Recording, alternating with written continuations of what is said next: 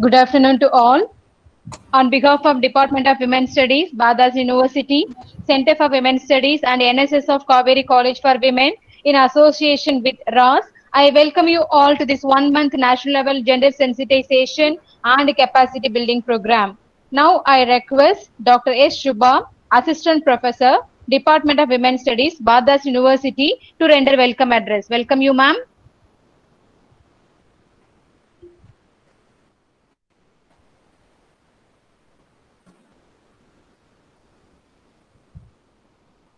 Shubha, ma'am. Hello, Yes, ma'am. Dr. Shubha is there? Dr. Shubha? I think Yes, yesterday ma'am. also there was some connection Yes, ma'am. problem. Yes, ma'am. Yes, ma'am. She has Yes, ma'am. come? Now, yes, ma'am. May I now request Dr. N. Manimekalai, Dean of Faculty of Arts, Director and Head, Department of Women's Studies, Badass University, to welcome and to introduce today's resource person. Welcome you, ma'am. Thank you, Neela, for this sudden arrangement. I think there is some problem with both Dr. Mureshwari and Dr. Shubha yesterday, and so I don't mind doing the same. But I was only expecting the distribution of responsibilities to colleagues, and the technology is on the one way helping, but also it is playing its role. I'm happy to welcome you all for this. This is the seventh day of a discussion of this 1 month long gender sensitization program. And we have in our midst Dr. Swati, who has been a well-known feminist scholar from Pune University, who will be talking on sociology of gender. And she is very much drawn from the institute where the great stalwarts like Sharmila Rege and all worked. And so it is a tribute to be paid for her. And I'm happy that Swati could be there to talk on the same topic, sociology of gender. And I welcome Dr. Swati on behalf of all the participants and the partner organizations to this webinar to talk on sociology of gender. I also welcome my colleagues, Dr. Mureshwari, Dr. Shubha, and the host organization, Dr. Neela, and the colleagues in the college, and all the participants who are all here participating for the past more than a week or so from across the country. And they will join. There will be around 150 and odd participants who are able to regularly participate, though many could not participate for some reasons or the other. Even connectivity itself is an issue. So as far as Dr. Swati is concerned, she has been trained sociologist, and all her studies been there on sociology from Pune University, and she qualified herself the NEET, National Education Test of Women's Studies, and she is specialized in gender and Hindutva, and also gender and development issues. She has a wide range of experience teaching, research, extension, and she has been teaching there in the Women's Studies Department of Pune University since 2008, and she also taught there in the Open University Women's Studies SNDT University, and she did help in bringing out the teaching learning materials in various fora. And she did have some experience working in overseas projects also. Right now, there is an ongoing research project entitled as Cultural Heritage and Identities of Europe Future, which is funded by European Union. She's working with Dr. Rajeshwari Deshpande. And she has also been assisting the Department of Women's Studies in various projects, both within India and abroad. And she completed more than 7, 8, 10 projects, at least I should say, on various issues concerning sociology and also the women's studies. And there are several publications to her credit. And she has also been active in Indian Association for Women's Studies and the Feminist Network and other such organizations. And she also intensively involved in the bringing out the contributing to the or engaging herself in the newsletter, IAWS newsletter, and extensively working on various extension activities also. She would also be maybe time permit share what is the Women's Studies Center there in Pune University has been doing in taking forward the gender studies foundation course to various colleges. In fact, they involve themselves in going to the affiliated colleges and teach voluntarily to the students there. So they have a student organizations and the women among the women studies. They bring out their own contributions. So these are all the important contributions or the difference that Pune University Women's Studies has been making. And she has been representing that particular university, and definitely we will have some insights of how Women's Studies centers to function also. So with this brief introduction, though her lengthy biodata is given, but want of time, I just complete here and move on to Neela. And again, I welcome Dr. Swati. Neela, please. Thank you, ma'am, for your nice introduction. May I now request our today's resource person, Professor Sweta, Assistant Professor, Center for Women's Studies, Pune University, to take over the session. Welcome you, ma'am. Thank you. Neela, can you share that screen with everyone? Yes, ma'am. Yeah. Sure, ma'am. Sure, ma'am. Like before that, I would like to thank Money Life for giving me this opportunity, and all the participants who are like teachers, researchers, etc. And so I'm very glad here that I got this opportunity to have this, at least the virtual dialogue with those who are pursuing gender in different capacities. So thank you, Money Life, for giving me this opportunity, and all the collaborators with her that I got this opportunity. Today, as I was told, and I'm interested in that topic also, is the sociology of gender. So many of us do know that sociology of gender is a first soft option paper which was given in different especially in the discipline of sociology, but gender was introduced in different disciplines in late mid 90s. We can say that there was an attempt to introduce gender in different disciplines, and as many of us are coming from the sociology background, sociology responded positively to this call of gender. And so there are many feminists who have contributed in building gender along with economists and political scientists. We have overwhelming number of women sociologists who, feminist sociologists who have contributed in making gender as an analytical category into the discipline of sociology. Next slide, please. Neela, please, next slide. Yes, ma'am. Yes, ma'am. Yes, ma'am. Thanks. When we look at, so I would like to address first question is why gender? So this question, I'm sure that all of you know the answer. I'm just talking about the rhetorical questions which we always get as when we introduce ourselves as a gender expert, or who are teaching women's studies, or who are part of the women's studies or women's movement. And sociology, as we all know, is the discipline which is reflexive and critical. And so sociology responded to this question, why gender, very positively. So if we look at different sociological intervention in different fields, like, as I said, written on the PPT also, that family, marriage, kinship, society, different practices in society, these are the matters or the subject of study for sociology.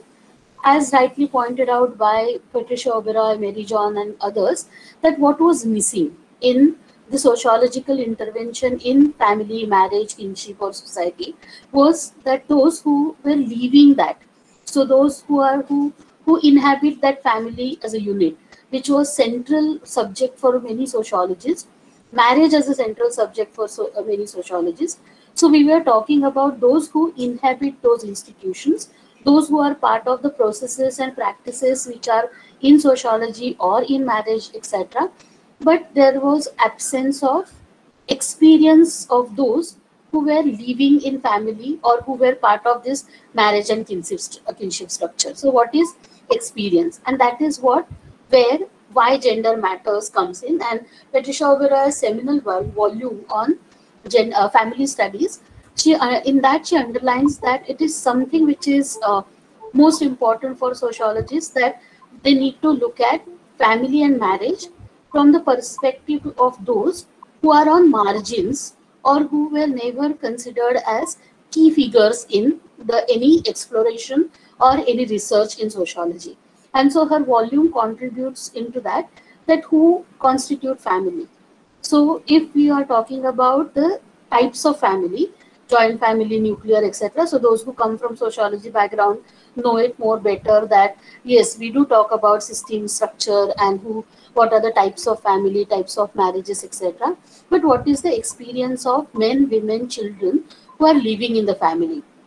This was in a sense an answer to that why gender matters, because what we have seen in this sociology of gender, the way it was framed, the way it was talked about and developed in different universities, it has contributed into that yes, family and marriage, where there are key people who are women and their experience of what is family. So maybe joint family is just an anthropological unit, but sociologists who have claimed that we are more interested in practices, rites, and rituals within that system and the structure, what they feel is important. And so, family, marriage, where women are there, how are they processing their experience of family and marriage? And so, Patricia Oberoy's work on family marriage contributes into why gender is important for the sociologists. And so then sociologists were also questioning the subject of study. So why? And so it is not what Patricia Oberoy as a sociologist underlines, that yes, it is important that there is a need that we need to look at family and marriage as institutes, but what exactly we are trying to map by the study of family and marriage. And if we don't talk about the experiences of those who are part of these families and marriages, our understanding of that structure will be limited. And so they were questioning who is the subject of study. So if we are saying that for the sociology, the subject of study is family, marriage, but actually who we need to redefine or question who is getting studied there. And here again, if we again go back to this first point, sociology is a discipline which is reflexive and critical. It is talking about yes, it is reflexive, it is critical, but it is also is trying to reimagine itself and adjust itself into the new challenges which they were facing. So those who were reading or teaching sociology as a subject, they were rethinking about or the questioning that who is the subject of study. Now here, if we take few examples from how sociologists were looking at the colonial India, how they were talking about the colonial period, not in terms of history, but in terms of changes in the family marriage related practices, laws, etc. Maitri Chaudhary, another prominent sociologist, feminist sociologist, points out that who is the subject matter of study.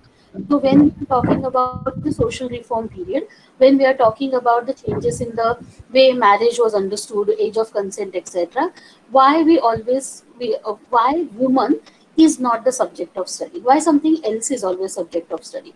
So very briefly, as I don't have a time to go into the details, very briefly, here we are talking about the popular line by the feminist sociology is that it is the responsibility of the feminist sociologists to shift women from becoming the object of study to be a subject of study.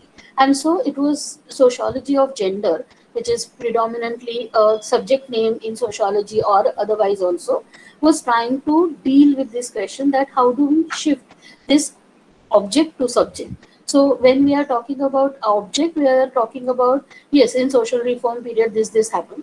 So again, if we take example from Uma Chakrabarty's work on widowhood, that yes, historically and sociologically, we understand widow question in 19th and early 20th century India, colonial India. But when we study it from the perspective of women, for instance, in case of widows, the social reform movement predominantly was talking about that we need widow remarriage. But what widows wanted to have, mostly what we see that widows, writings of widows, in that they were talking about we don't want remarriage, we want right in the property, we want dignity, etc. So when we study that, this is a prominent example of what feminist sociologists were saying, that we need to make woman as a subject of study. She need not be the object of study or object of social reform. And so that is what is the answer, that why we need gender in any discipline, be it right now we are talking about sociology of gender sociology. So we are talking about this engendering of sociology. Next slide, please, Neela. Yes, ma'am, Yeah, changed. yeah. So then the question is sociology of gender. If we are talking about sociology of gender sociology, how and what ought to be part of sociology of gender? So are we really developing readings which are completely different, or they are only offering some theoretical perspective? So the first question is that what can be part of the sociology of gender? So when we design a curriculum, as most of us are researchers and teachers teachers, our question is that how do we frame the curriculum? While framing the curriculum, first important part is readings. So what are the readings we are offering to students? Are we offering theoretical readings which have readings offering theoretical orientations to students, so that they can develop their research, they can develop their research questions and their research more in a gendered manner? Or we we need to only stick to the readings which are written or developed by feminists only, and those who are rooted in the discipline of gender studies or women's studies, which is a more question of debate. And in the discussion, Mani Meklai can also contribute into it, that what is the knowledge production, which is part of any discipline.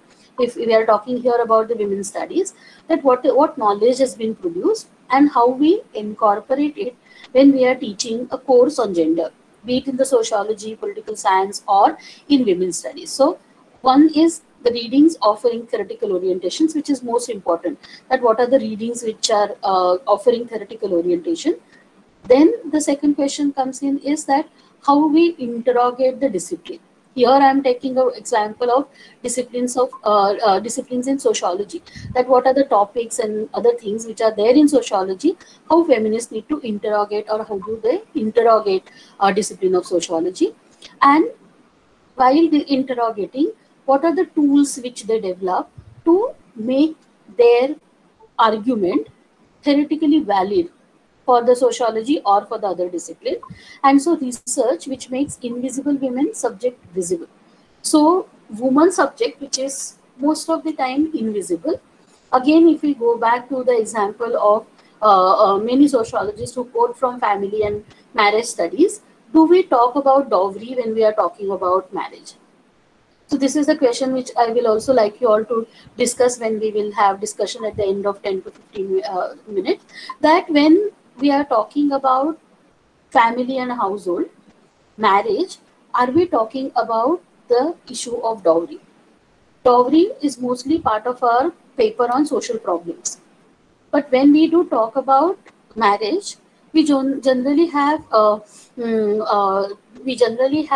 orientation, or we do talk about dowry when in the marriage and other practices, is that this is one practice, and then we at the most we give the footnote to it, or we just add to it that which is a bad practice, evil practice, etc.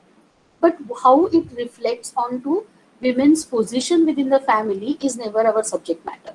And that's what Mary John talks about, that here it is important that we need to have this encounter. And so she's not saying only the interrogation or intervention.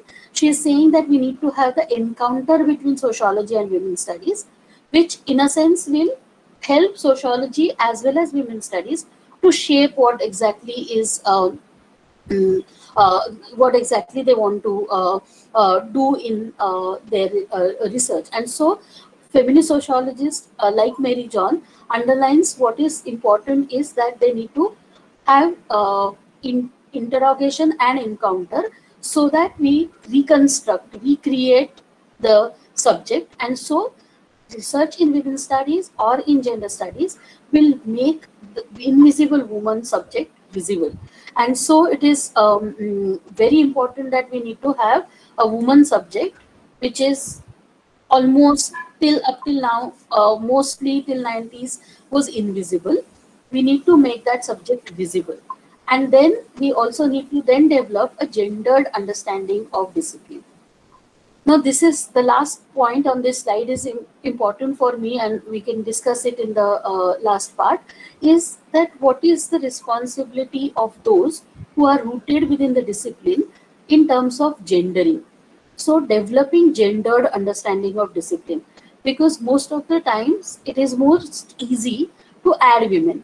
So many of you are like more senior people are also in the group, and Mani is also there, that those women who are senior professors or women who are there in the institutional structures, wherever there is a committee, there is some kind of a meeting, etc., you get visibility to women by incorporating women onto the committees, because you need representation.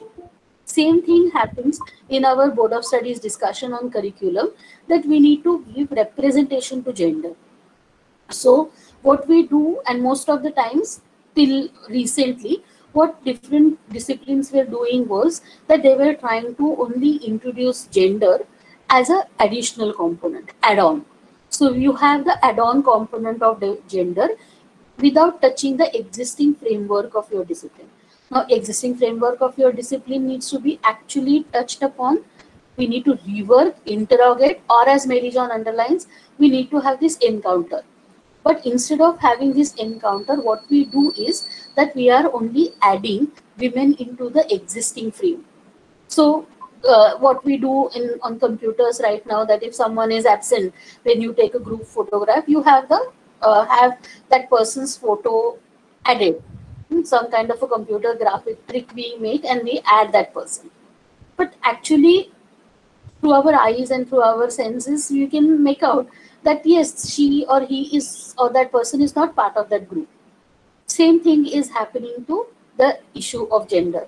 So most of the disciplines, and in sociology also, in the first phase, sociology responded to this challenge by feminist sociologists, that we need to have gender into the discipline by adding one more component. And this is something which all of you might be aware and familiarized with that. And then the problem comes in is that when you insist that actually we do not want only one subtopic or one paper, but we want what the title is very apt, that we want to have the sociology of gender. And so we are talking about developing gendered understanding of discipline. Neela, can you go to the next slide? Yes, ma'am.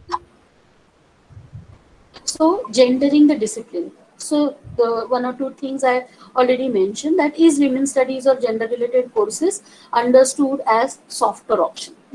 So add and stir I have already discussed. The second is women's studies or gender related courses are understood as softer option. So you have gender studies, but it is softer option. So those who select women or gender studies, some of them are looking at it as softer option. So less rigorous, less theoretical. So let's talk about experiences. Let's talk about some other things. And then when in the gender studies or gender sociology paper, when you talk about this readings, which I was earlier talking about, the theoretical readings which has theoretical orientation, then students, researchers, or teachers get confused that, oh, so it is more than experience, and which also one feels is contradictory to what we were earlier discussing. Like for instance, again to go back to that dowry question, that in family and household and marriage, if as a sociologist teacher, if I'm introducing dowry into marriage and family system, there I'm talking about that why women's experiences are absent there. That means we need to discuss women's experiences, but while framing the syllabus, while transacting the syllabus into the onto the ground, we are saying that we also need to have the rigorous theoretical understanding of it. And so it is not where you only discuss your experiences, you talk about what is happening in your family or someone else's family. It is something which is beyond that. Then how do we how to challenge or introduce the new resources to do research and methods of analyzing them. And that is the second part is most important, because once you are saying that yes, we need to have experiences of women, So you need to establish that when I collect interviews of women who are part of the family and a household, and they share their experience of domestic violence. Most of us who have done research, we know that when you conduct such interviews, conduct the in-depth narratives when you are taking them, after some point you get repeated information. So as a researcher, as a scholar, you are stuck there, and so then you need methods that how do we analyze that. And here feminist sociologists have contributed, and different feminist anthropologists and sociologists have contributed, that the older tools like taking interviews, questionnaires, focus group discussion, these are not invented by feminists, but feminist sociologists and feminist researchers can reinvent those methods, and so they can find new resources, new sources to do research. So biographies, autobiographies, women's writings, or any other source was validated in the social sciences by feminist sociologists. So when Patricia Oberoi becomes critical about the family and a household, the way it is taught research in sociology, she opens up a completely new understanding of researching family by working on the ethnographic work on Hum Aapke Hai Kaun, a Bollywood Hindi movie, which she has done an extensive fieldwork and ethnography of that particular film, and she comes up with a different kind of perspective on how do we understand family in the post-90s world. So resource she has been using is a film. She is doing audience research, and then she is analyzing them. So she has used the different methods of analyzing. So what feminist sociologists are saying, that we need to have all those things in place so that we can actually talk about and the new ways of developing knowledge about feminism and gender intervention. Now, the last question on this, last point on this slide is most important, that how to push for changing the cognitive structures of discipline. And that is the most challenging when we do look at engendering of discipline or sociology of gender, etc. That mostly we keep the cognitive structure of discipline intact. You respond to the challenges, be it gender, be it caste, be it sexuality. We respond to those challenges by either making the cosmetic changes. As I said, that earlier we haven't thought about incorporating women into the committees. Now we know that to avoid any kind of criticism, you need to have a representation of a woman onto the committee. Same is happening in the discipline, that maybe I'm teaching nation and nationalism. There I feel there are stalwarts in, or the what we call them as classical thinkers, key thinkers, canons in teaching nation and nationalism, where we completely forget about feminist intervention into how do we understand nation nationalism. But when we talk about the partition from the in Indian context, we do talk about partition. And when someone is talking about gender and women, yes, we do talk about women, gender, etc. By then having Urvashi Butalia or Ritu Menon's work on partition. So, and women. So it is always a subtopic which can be an option. So it mostly dependent upon the person, teacher, researcher who is teaching that, whether she or he will, or the other person can take up that topic or not. But do we change? How do I understand nation and nationalism, borders and boundaries? So Veena Das's work on partition, where she is actually talking about linking how nation, community, family, their interest in case of partition, and then passing above the bill of recovering of abducted women and children at the time of partition. The discussion on that bill shows that the interest of family, community, and nation state coincide with each other. And so, mostly all of them are operating on the patriarchal ideology, which gives us a major clue to understand nation nationalism and the borders and boundaries from a feminist perspective, and which is not, definitely not only important for feminist writings or the feminist research. It is actually making a change or the dent making contribution into our understanding of what is nation state. But to come back to this last point, that cognitive structures of discipline, uh, uh, I don't know, there is some, Meena, Yes, ma'am. some Can other you screen has come. some other screen? Balakomala, ma'am, kindly stop presenting, ma'am. Gomla, Can it's gone down. you see the PPT now, ma'am? No, right now, no. Kindly pin my screen, ma'am. In the participant list, can you Huh? see Dr. M. It is Neelam? there. We can see I Swati. could. Yes, Now ma'am. I can see you, I mean, but there is no PPT here.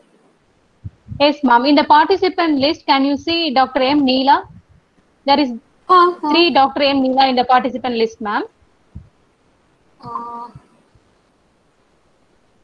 Dr. M. Neela. okay. Yes, ma'am. Yes, ma'am. Now it's visible, ma'am. Click any one Neela, ma'am. I will just first. Wait a minute, ma'am. Wait a minute, ma'am. Again, Yes. will I got Doctor. it. I was doing something else. Yeah. now it's visible, ma'am. Yes, yes. Now it is visible. Yes, Only go to that slide, please. The third slide. yes, ma'am. Yes, ma'am. Sure, ma'am.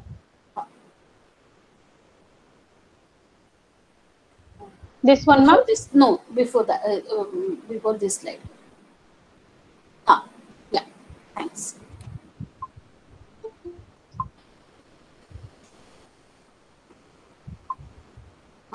So when we are talking about how to push for changing the cognitive structures of discipline, this is the most difficult part of it, because most of the time you get either footnote, you get the edition. Again, I will take example from Nation Nationalism only, that there was an anthology on nation nationalism, and there are feminist political scientists who have contributed into the debate on nation nationalism and citizenship.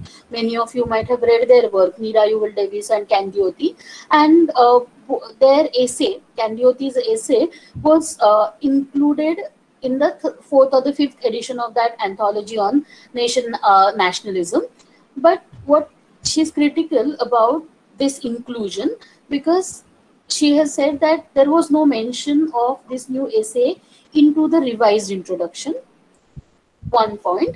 Secondly, introduction wasn't revised to incorporate the gendered perspective while looking at the nation and nationalism. So adding her entry was one more perk into that anthology, or more perk, or the more feather in the cap of those who were editing it. But they haven't changed their understanding of what exactly they feel about the nation nationalism from the gender perspective. So the response to the challenge was always difficult, in terms of that we don't change cognitive structures of discipline. We only add and stir into the existing structure. So when you are adding it, we are not actually trying to rethink the cognitive structures of discipline, because when you change the cognitive structures of the discipline, then you are entirely relooking your discipline. And that was what is expected when Mary John underlines that it is need to have the encounter between the gender and like women's studies and sociology. Next slide, please, Neela. Yes, ma'am. And so when we are talking about this encounter between sociology and women's studies, in terms of reworking of cognitive structures, we see that sociology and women's studies both are fuzzy and critical, because there is nothing clearly can be told or underlined that this is what is sociological and this is what women's studies means. So someone who is doing the research on Grameen Bank can have a research which is a feminist research. At the same time, someone can work on dowry, which is a sociologically important study. And so it is the subject matter is fuzzy, methods are fuzzy, and who can and how you can do everything, the boundaries and borders are fuzzy blur, which is on one hand, as Mary John underlines, is a contribution and importance of sociology, that the borders and boundaries were never rigid, they were fuzzy and critical, which is important. Then, as a feminists, Mary John claims that feminists have a vantage point, which is particularly fascinating illustration of the complex interaction between a structured intellectual field and the emergence of a new problematic like women. So it is actually a vantage and a privileged position which feminist sociologists can have, because it is complex interaction between the structured intellectual field, which is established sociology, and then this emergence of new problematic like women. So these women who are emerging as a valid category into the sociology field is actually helping to have this complex restructuring and questioning of well-lit, integrated, structured intellectual field. Now here she's, and many feminist sociologists are trying to look at this Bourdieu's concept of intellectual field. I don't have a time right now to go into the details, so we will skip that. But just to have a reference that when they're talking about this intellectual field, which is maybe the routine problematics in any discipline, what Bourdieu and others are talking about, feminists can rework, feminists can add into it. And then sociological analysis of gender and a woman is a nodal point for sociologists, because how have they underlined gender and a woman? Now here there is a most important point which Mary John, Maitreyi Chaudhary and others are making, is that in that sense, in a sociological analysis, gender or a woman wasn't absent. They were always present. They were nodal point, because in different ways, like for instance, when they were talking about working women who are working outside of the family and a household, especially middle class and others, they were talking about their problems, what difficulties do they face, and they were also talking about in the context of the concept of role conflict, which was developed in sociology, which feminist sociologists, when they were revisiting the sociological work, some feminist sociologists have underlined that yes, it is most important, woman is a nodal point, but they are also trying to look at it in terms of that yes, we reimagine. And we need to look at that yes, women are part of these domestic spaces, but we need to look at that is not a role conflict, it is sexual division of labor, patriarchy, etc. So feminist sociologists were looking at this gender and woman, which was a nodal point for sociological analysis. And so sociologists were trying to reimagine itself, which helped also to shape women's studies. How women's studies also need to understand category woman and otherwise. Neela, next slide. Yes, ma'am. So lastly, very briefly and in a sketchy way, we need to again rethink about these four issues. One, gendering of discipline, that why it is important that we need to engender these disciplines, because gendering of discipline is most important point from mid-90s, because when you start this process, in that process only you can insist and you can have this entire effort to change the cognitive structures of discipline. And so disciplining of gender and engendering of gendering of discipline is something which goes hand in hand. And to come back to the topic of this, the title of this particular lecture, sociology of gender, if we look at this, then it makes more sense to us that yes, sociology of gender, which is up till now we see that is a favorite topic, as Maitreyi Chaudhary underlines that it is a favorite subject for many students who are doing their masters or MPhil or PhD in different universities. So they are trying to look at it in terms of that how it is important that you need to be take gender or understand gender and then do your research. Both the responses are there. One, which is they're considering it as a softer option. Some consider it as a something which is very, very fancy option. And third category, which is also a prominent and important a group of students who are looking at gender as something which is the the entire issue is more in terms of that they are trying to understand gender as an analytical category, and then they are trying to analyze their research, their findings from a gender perspective. And so gendering discipline or disciplining gender, the problem or the other things which are important is that where there is a disciplining of gender or gendering of discipline, the feminist sociologists like Sharmila Rege, Mary John, and others have pointed out that it is important that we need to keep the rigor of the discipline in mind, whether it is sociology or gender studies, that we need to have the rigor. Secondly, borders and boundaries need not be rigid or tough. We need to give people access to trespass legally those borders and boundaries. Third, it is important that we also need to develop a fair understanding of the the cognitive framework and the structure of, on one hand, the discipline of gender, at the same time continuously take a head-on clash with the mainstream disciplines, so that we can actually deal with those issues in detail and can change the cognitive structures of those disciplines, and theoretically try to build gender studies and theoretically try to intervene into the mainstream discipline.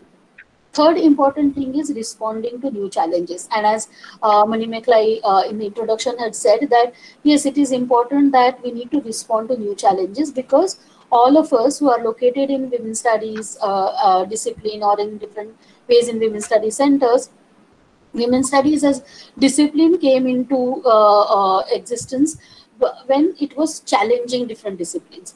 And now when we are challenging or responding to these new challenges, we are also talking about the new challenges which are coming to women's studies. So whether it is caste, sexuality, region, and these are only, I'm just listing three, but there are many challenges. And so it is also the responsibility of women's studies that how women's studies and its curriculum, be it in the space of disciplining of gender or in the way of gendering discipline, how we answer the question of caste. So, for instance, when we are talking about the caste, it is important for the sociology of gender paper that we need to have a caste and gender intersection in all the topics. Otherwise, we will again get into that trap where gender was also trapped earlier, and more at this juncture also, more or less it is trapped, that you have a separate topic, Dalit women, in women's studies. Instead, what caste studies or those who are challenging the mainstream disciplines and other disciplines like women's studies or paper like sociology of gender, what they're saying is that when you're talking about status of women in India, caste need to be the valid category there. When you're talking about family and a household, you need to have the understanding of caste in it. And so responding to these new challenges like sexuality. So most of the time I'm also talking about he and she. What about those who don't want to fit into? It's not that they are not fitting into because of the societal norms, but those who don't want to be trapped into this category, he or she. What about them? What about the disability study? What about the region? And so these are the endless challenges which women's studies, gender studies, sociology of gender, all those papers and all those curriculums need to respond to it. And so lastly, in 1 or 2 minutes, reframing the idea of engendering, because it is important that how do we reframe this idea of engendering, because engendering doesn't mean that you are only trying to introduce gender, but now you are also trying to introduce caste into it, sexuality into it, region into it, language question into it, exclusion, inclusion, merit. All those things need to be reframed, and also then that reframe what is engendering for all of us. And so this is what I feel is most important when we are talking about sociology of gender. And so to conclude what Sharmila Rege underlined, that it is always important that we need to have a conscious position in terms of that yes, we need to have need to concentrate on disciplining of gender, so developing women's studies as a new discipline and established discipline, but at the same time we also need to use this space of gender studies and women studies, be it in the discipline of gender women studies or while you teach a paper in any discipline, that how do we respond to the challenge of caste, sexuality, religion and language question. And so reimagining this space of classroom pedagogic practices and your curriculum is something which is the essence of what sociology of gender or engendering of discipline needs. And so this is what we are trying to do in different ways in gender studies. Thank you. I will have like 10 minutes for discussion because I could see that there were questions and discussion on the messages also. So Thank you very much, ma'am, for your wonderful presentation about gender and sociology. Participants, if you have any queries, you can unmute your mic, you can ask. At the same time, there is one question in the chat box, ma'am. Yeah. Feminist research methods. Yes, ma'am. Yes, ma'am. Can you please elaborate on feminist research methods? Yes, on feminist research methods, especially instead of only talking about the research technique, actually, as I said earlier, also we need to talk about how do you analyze available data and what are the techniques and tools, how innovatively you can use them. And so that is what feminist research method, where you are using interview analysis, narratives, etc., to collect the data. And that is what feminist research encourage, or feminist research method is talking about. And then you don't talk about objectivity and subjectivity. So that is what I can, and there is ample research on feminist research method. Another question, ma'am. Some of the issues relating to women in gender sociology. Ma'am, can you explain why women studies subject not taught in schools yet? I think we always feel that gender or women studies is something which is only for those who are in the university or colleges, and this is also in Indian context administrative thing, that women studies first got introduced at the university level, but right now through value education and other things, slowly they are introducing it. Actually, it is important that we need to introduce gender at the school, but it is, I think, mostly because of the bureaucratic decision that we have women studies at the university level and not in the school.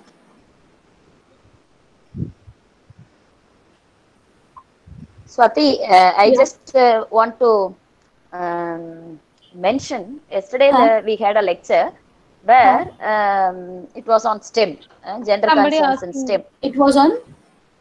STEM. Yeah, science and technology, engineering and maths. So there was one resource person, our friend from University of Madras, and she is also associated with the, she was associated with the serving as nodal officer for the school textbooks, particularly physics. So she made an attempt to convince the authorities in the Tamil Nadu Textbook Society that whatever the fellowships and other facilities available for women must be introduced there in the books, gender initiatives. Okay, so you can hear me, Swati? Yeah, I can. Yeah. So my question is it the way you have to end gender discipline or something else?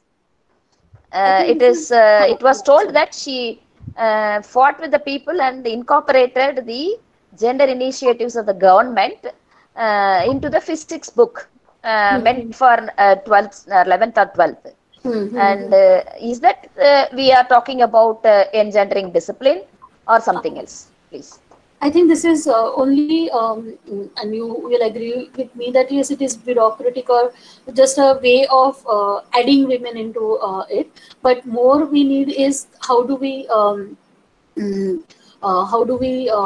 actually change the way physics or the chemistry or biology is looking at women. So most importantly is it is important that how do we rework that from the gender perspective, instead of only looking at it as that they are objective and no, that there is nothing which is subjective in their research. But these are the initiatives which might take us towards that, where you can actually have some kind of initiative where women are, at least they are made visible. But that is least we can do. There is there are more possibilities, like the work which Vinit Bar and others are doing. There are many possibilities for doing something like this. Yeah. Ma'am, So what I wanted to say is that it is not just incorporating those stuff into the books which will engender. Rather, we Yeah, have to entirely look at the entire curriculum and try to incorporate the exactly. gender perspective. Mm. Yes, yes. So That is what that is is what I want to larger or convey kind also of. to the Yes, participants. yes, yes. Yeah. Okay. Go. another question, ma'am. Huh? Why women's studies didn't get more importance as other disciplines? I think because it is. This is a question by Gagandeep. Okay. Yes. I think the question, if you locate that question in the context of how social sciences are getting treated in Indian context as well as at the world level, that we never look at social science as something which is contributing into the society. We always look at stem cells research and all those things are contributing into the for the society. Social science needs criticality which social science need to develop is right now is not the priority for different organizations and policymakers. So women's studies, which is late entrant into this entire field of social sciences and in this academic disciplines, and so we are on the margins. But as I said, like when you are on the margin, as the lit feminist standpoint underlines, that you can see more horizon. So that is what I believe. But yes, we need to wait till administrators and bureaucrats actually know the worth of women's studies. Yes, ma'am. Another question, ma'am. What are the, shall I read, ma'am? Yeah. What are the suggestions for non-academic feminist institutions in the process of generating more research material? I think they are making, like they are actually different non-academic institutions are doing research on women's studies and producing more important material on women, and that is their contribution. So one would be that we need to have the collaboration between academic institutions like women's studies in different universities and these research and non-governmental organizations who are also researching on gender issues. And so we need to develop collaboration.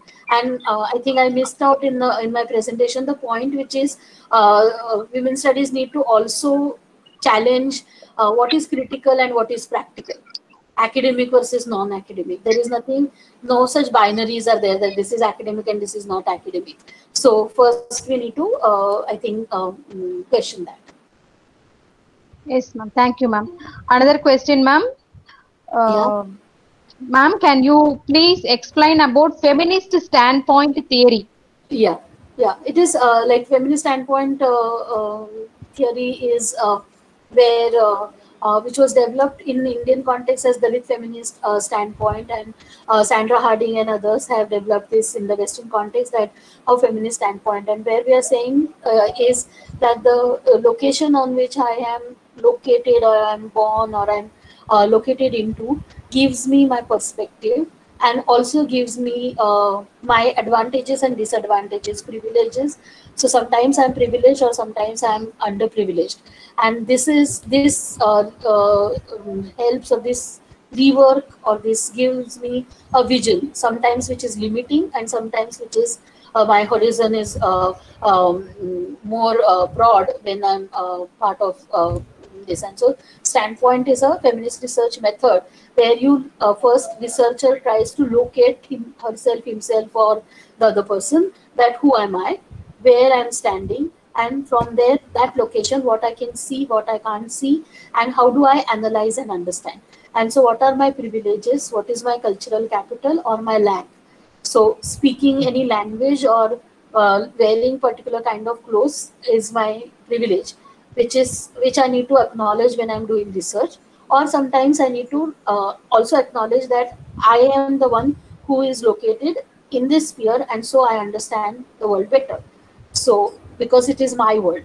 So the way Dalit women in Indian context are challenging upper caste feminists, that my experience of being Dalit is what I will speak on, I will talk about, and that is what, in a very crude and nutshell manner, we are talking about standpoint theory, which is developed by different feminist researchers like Sandra Harding, or in the Indian context, Sharmila Rege talked about the feminist standpoint, and then there are many other feminists also who are working on this issue. Yes, ma'am. Ma'am, another question, ma'am. Huh? This is a question by Mardipandi sir. Huh? Now in India, human beings' character socially is good or not? In Indian, now in In, Indian, human beings' characters socially, socially, whether it's good or not. um, there is, I don't believe, first of all, I don't believe in something is always good and something is always bad. And I'm also not belong to the postmodern category, but still I feel that I do not have the authority to comment on it. But we socially, some of us are good, some of us are not, and I might be good in some manner, I might not be good in other manner. So for instance, in case of caste, I my location as being upper caste woman, I will take a long to understand the status of a woman who is Dalit, and what kind of privileges I do have over her. So my being upper caste woman, I do have many privileges over, so I may be good feminist but bad comrade for a Dalit feminist, because till I recall and recollect my privileges.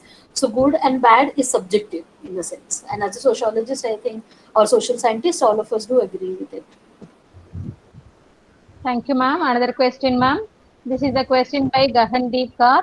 Huh? Ma'am, I am working on sexual harassment at workplace in Huh? Women's Studies Department from Punjab University. Huh? But right now, I am feeling helpless in my job career. What should I do? Yeah, this is something which all of us who are located in women's studies, all of us are helpless in terms of job career. Like for instance, and I am completely aware of all of us who are on temporary positions, contractual positions. We are vulnerable in job situation. But going back to your topic of sexual harassment, we need to be more careful, because this vulnerability of job most maybe can be translated into different kinds of harassments and different kinds of issues which I might face at workplace, which otherwise I won't be facing.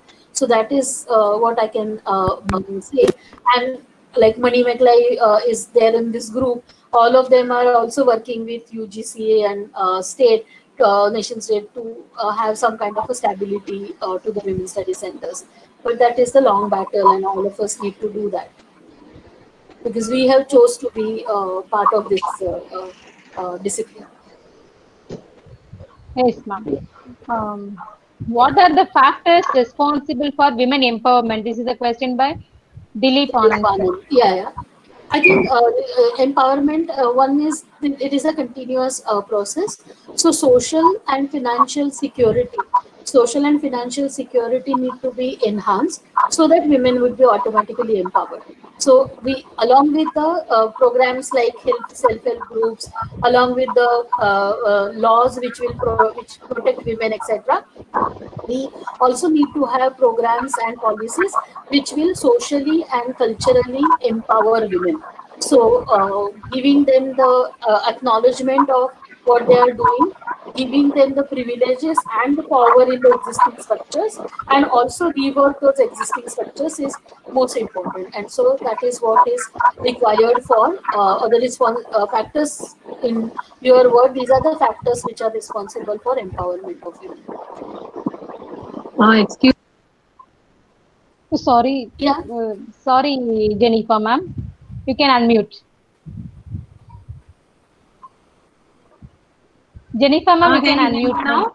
Can you hear me? Yes, ma'am. Yes, ma'am. Yes, ma'am. Yes. Like I would like to add some inputs related to engendering into the discipline.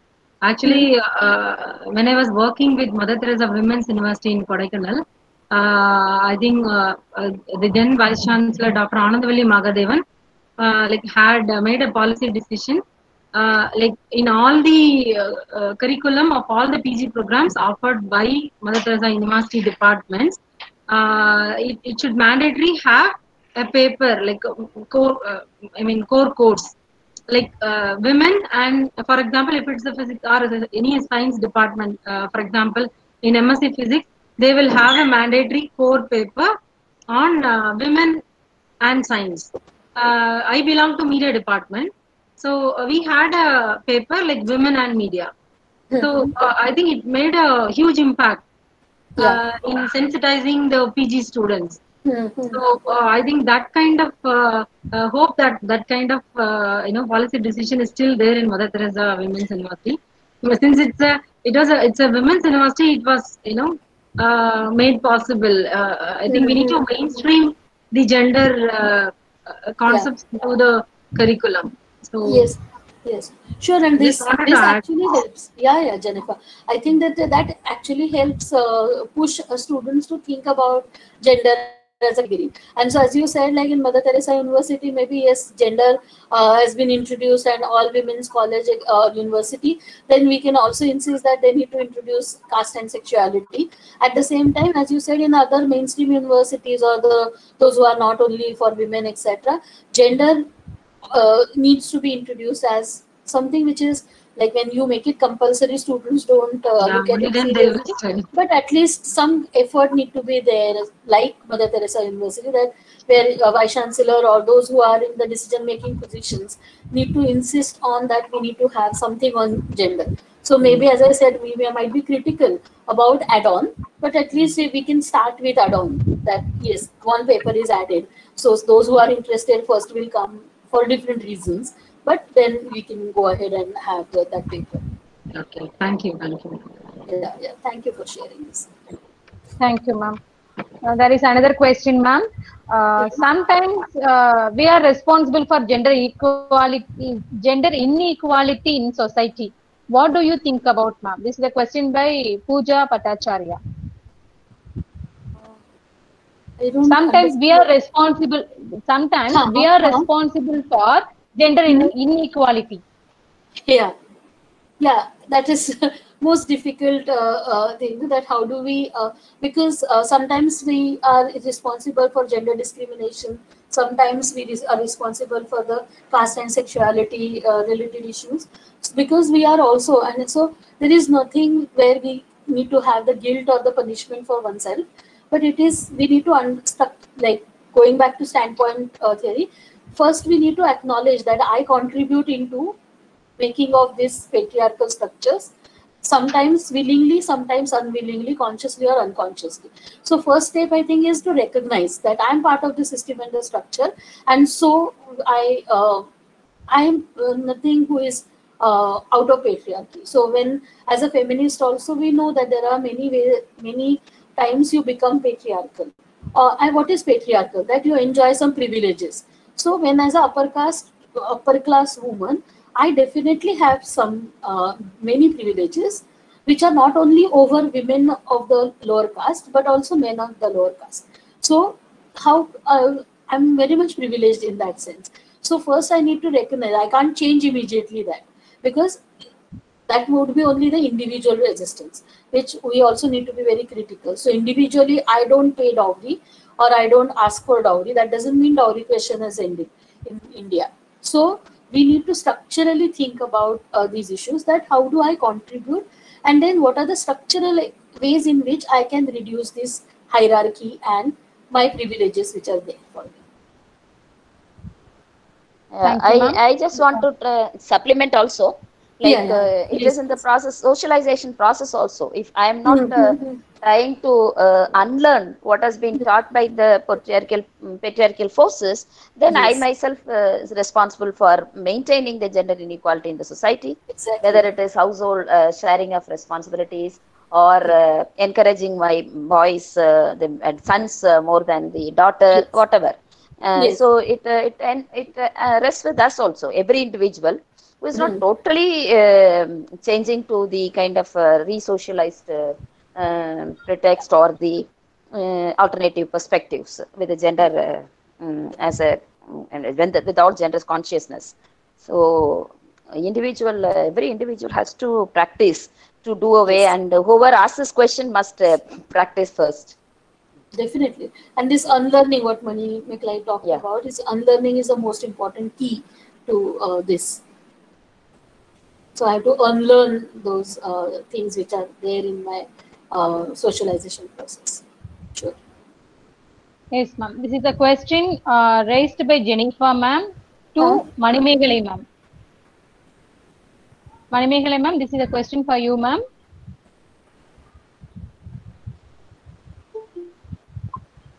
It is there on the chat box?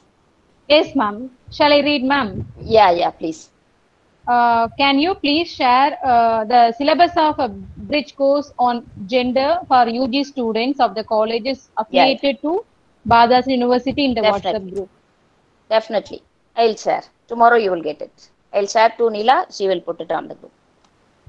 Thank you, ma'am. Thank you, ma'am. I think we can Uh, close if it is. yes, ma'am. Yes, ma'am. One Still, we final have some. question. Okay. One final question, ma'am. Yeah.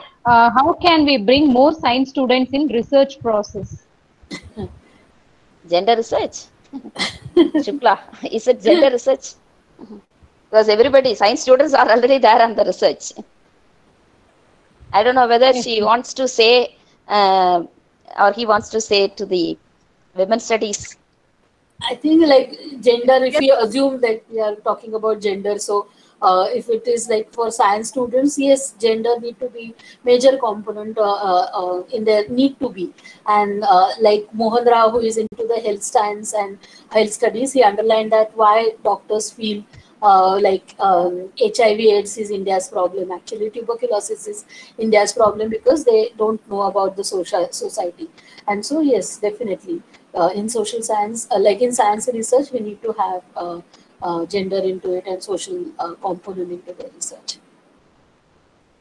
Thank you, ma'am. Yeah. Ma'am, shall we wind up the session, ma'am? Manimeghale, ma'am? Yes. Yes, ma'am. Yes. I think Dr. Murugeshwari will be there too. Yes, ma'am. Yes, ma'am. Yes, ma'am. May I now request, yes, ma'am. Yes, ma'am. May I now request Dr. N. Murugeshwari, Professor, Department of Women's Studies, Bhadidas University, to render vote of thanks. Welcome you, ma'am. Yeah. Thank you, Dr. Neela. On behalf of Department of Women's Studies, Bharidasan University, Kaveri College for Women, and Regional Associations of Women's Studies, I thank Dr. Swati. She narrated in her lecture, the sociology of gender is one of the largest subfields within sociology and the features theory and research that critically integrates the social construction of gender, how gender interacts with other social forces in society, and how gender relates to social structure overall with gendering and engendering research in gender studies, women's studies, and sociology. Further, she described that the sociologists view gender as learned behavior and a culturally produced identity and such as it is a social category. So once again, I render my thanks to Dr. Swati for their valuable talk. Thank you, ma'am. I thank all the participants for your active participation, and I must thank the organizers and our colleagues, Professor Manimeghale ma'am, Dr. Shubha, and particularly Dr. Neela for their constant support for the program. Once again, I record my sincere thanks to all of you. Thank you. Thank you. Thank you, Mani. Thanks. Thank you all. Thank you all. Meet you all Thank you. tomorrow. Thank you. Thank you, Thanks. Swati, for being Thanks, here. Mani. And Thanks. bye. Thank you, Swati ma'am. Thank you, Manimeghale ma'am. Thank Thank you, you. Murugeshwari ma'am.